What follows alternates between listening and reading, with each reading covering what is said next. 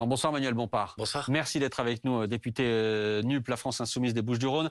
Bonsoir Fuc Nguyen. Merci d'être avec nous. Vous êtes chercheur en politique française et européenne de l'énergie, spécialiste dans l'énergie. Et on voit avec Laure à quel point c'est important à l'Institut Jacques Delors. Juste une chose, Manuel Bompard. Quand vous entendez Michel-Édouard Leclerc ce matin, quand vous entendez Emmanuel Macron, qui n'ont pas encore leur carte à la France Insoumise, parler de profiteurs de guerre, ce que vous faites depuis des mois, comment vous réagissez?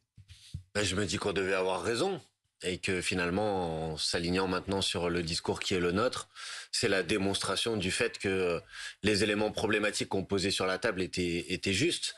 Maintenant, il suffit pas d'en parler. Enfin, en tout cas, en ce qui concerne le président de la République, puisque Michel-Édouard Leclerc, à ma connaissance, n'est pas un responsable politique. Il suffit pas d'en parler, il faut agir. Il y a une situation qui est indécente, c'est-à-dire que vous avez une inflation galopante sur un certain nombre de produits de première nécessité.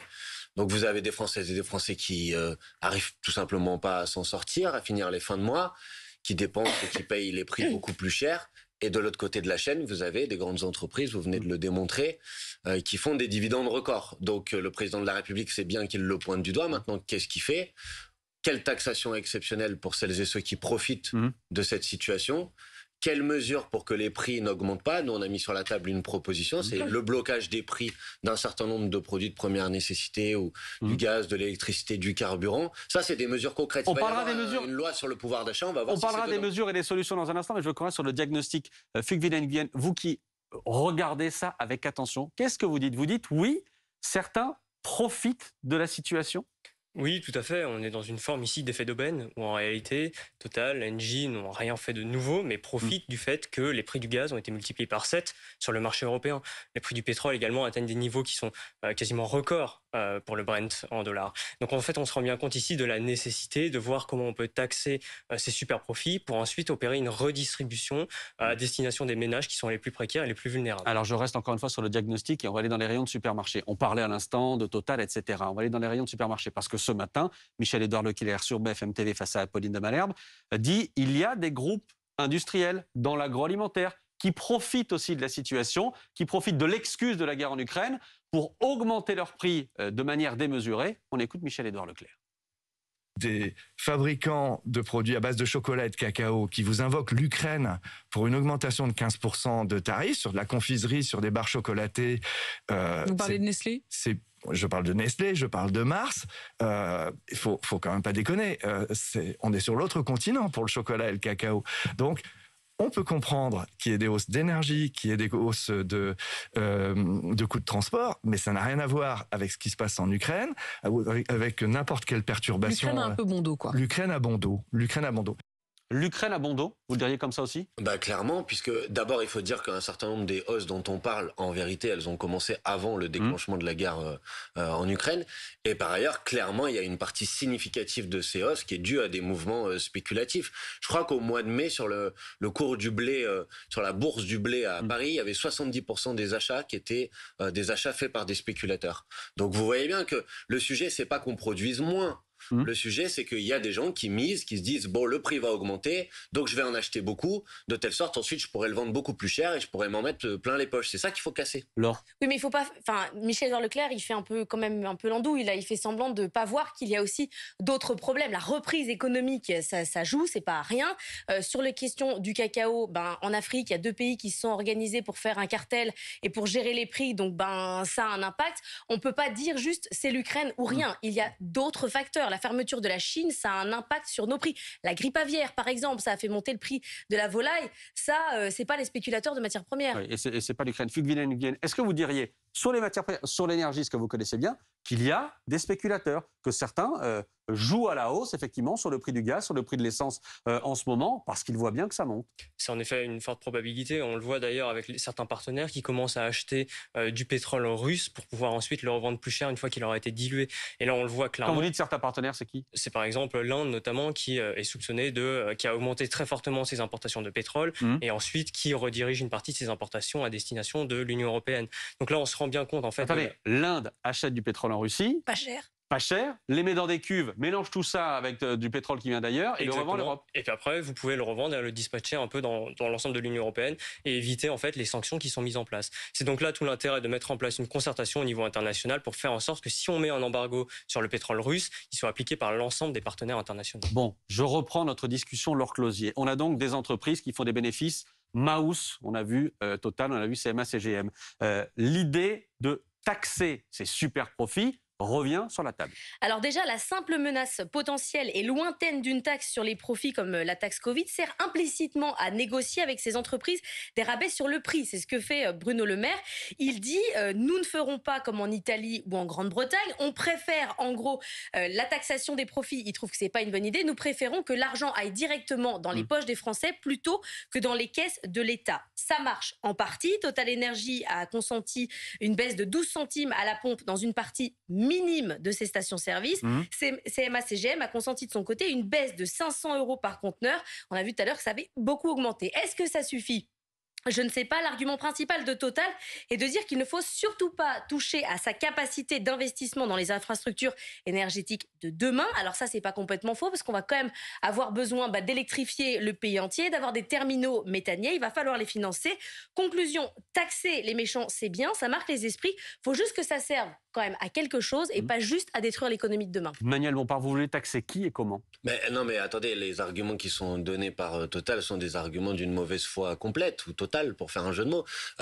On parle les chiffres que vous avez annoncés tout à l'heure sont des chiffres de dividendes. Donc non, de bénéfices nets. Bénéfices.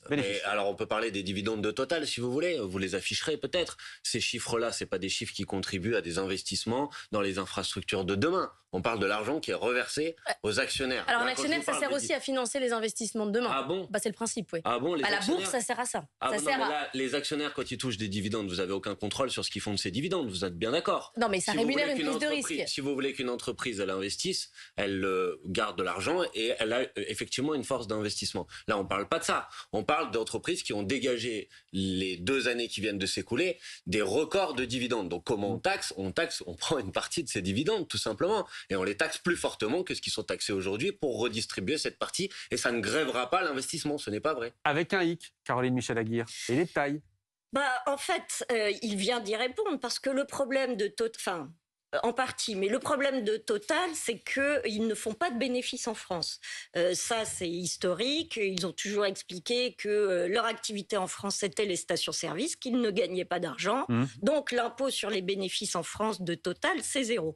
Donc, en fait, ce que propose Manuel Bompard, si je comprends ce qu'il dit, c'est de revenir sur la flat tax sur les dividendes qui avait été mise en place par Emmanuel Macron au début du quinquennat, avec l'idée, comme le soulignait Laure, que des actionnaires qui gagnent plus d'argent, ce seront des actionnaires qui investiront plus et qui prendront plus de risques.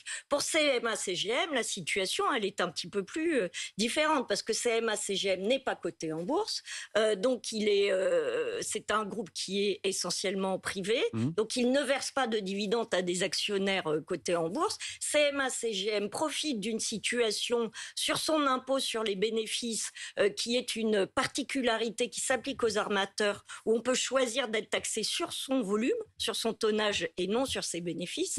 C'est une disposition européenne qui fait qu'aujourd'hui, CMA-CGM ne paye pas beaucoup d'impôts, 350 millions d'euros l'an dernier par rapport à des milliards de profits. Donc en fait, ce sont des dispositifs à plusieurs niveaux et complexes qu'il faudrait revoir et sur lesquels le gouvernement ne voudra pas revoir puisque sa politique, c'est celle de l'offre, de favoriser. Du coup, est-ce que vous ne trouvez pas ça plus efficace de faire du cas par cas, entreprise par entreprise et de permettre des baisses de prix avec des entreprises qui ont des structurations très différentes que de mettre en place une taxe globale dont en gros on ne sait pas ce qu'on va faire de l'argent puisqu'on n'arrive pas avec ce qu'on taxe à dire ça va directement à tel endroit. Mais on peut faire les deux d'abord, c'est-à-dire à la fois avoir une taxation supplémentaire des dividendes qui sont versés et ensuite avoir des mesures sur les prix.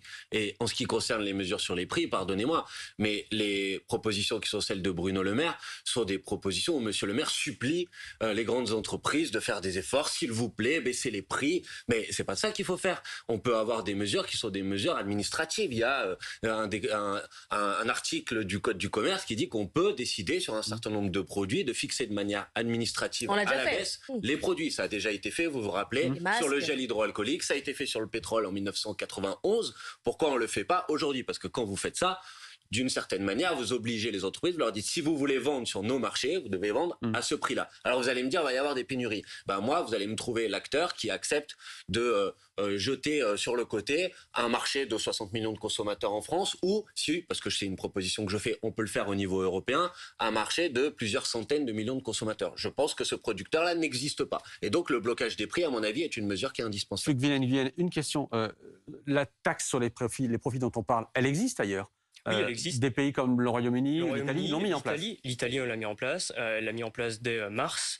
Et puis, elle vient récemment même d'augmenter le taux. Donc là, 25% de cette taxe est réallouée pour protéger les ménages les plus faibles, les plus vulnérables. Donc on se rend bien compte, en fait, le débat, il est permis au niveau européen, il est mis en place. Même le Royaume-Uni de Boris Johnson met une taxe qui va rapporter autour des 6 milliards d'euros pour financer un plan ensuite pour faire en sorte de protéger les consommateurs. Donc au niveau européen, c'est permis et c'est possible. Maintenant, il faut réfléchir en France à quel niveau de taxation on veut mettre en place et si on veut le mettre en place. Le problème, Bruno Joly, c'est que ça bloque jusqu'à maintenant au niveau du gouvernement. Emmanuel Macron refuse, Bruno Le Maire refuse, c'est hors de question. Oui, Emmanuel Macron, de toute façon, a fixé un cadre justement pour la discussion avec les groupes politiques, notamment. Enfin, il n'a pas parlé de la loi du projet de loi pouvoir d'achat, mais en gros du cadre de discussion, c'est ni dette ni impôt supplémentaire. C'est un petit peu les lignes rouges qu'il a fixées, que Bruno Le Maire a repris cette semaine dans ses différentes interventions.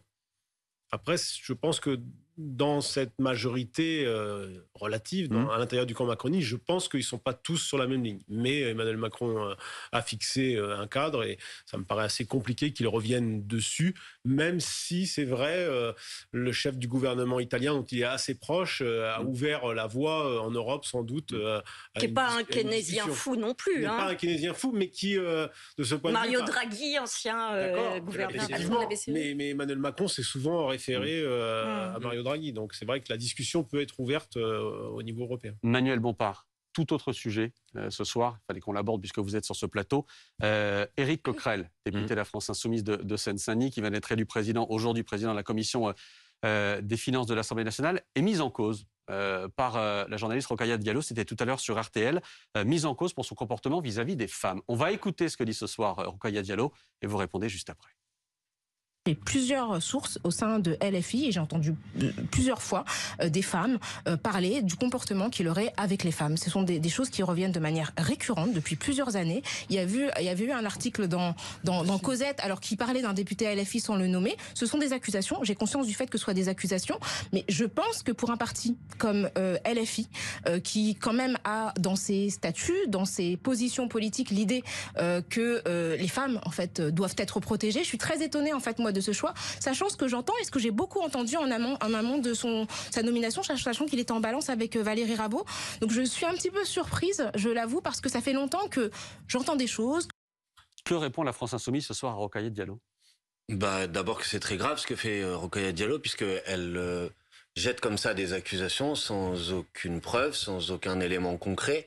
Il y a au sein de la France Insoumise un comité qui est en charge de ces questions de violences sexistes et sexuelles. Le comité contre les violences sexuelles de la France Insoumise. Il a communiqué tout à l'heure et a dit les choses. Ce comité, d'habitude, il ne communique pas. Il l'a fait de manière exceptionnelle pour dire qu'il n'y a jamais eu aucun signalement adressé à ce comité concernant ce député. Rokhaya Diallo fait référence à un article qui a été publié dans le journal Cosette il y a 4 ou 5 ans, qui citait un député de la France Insoumise, sans jamais dire lequel, absolument, sans jamais dire qui.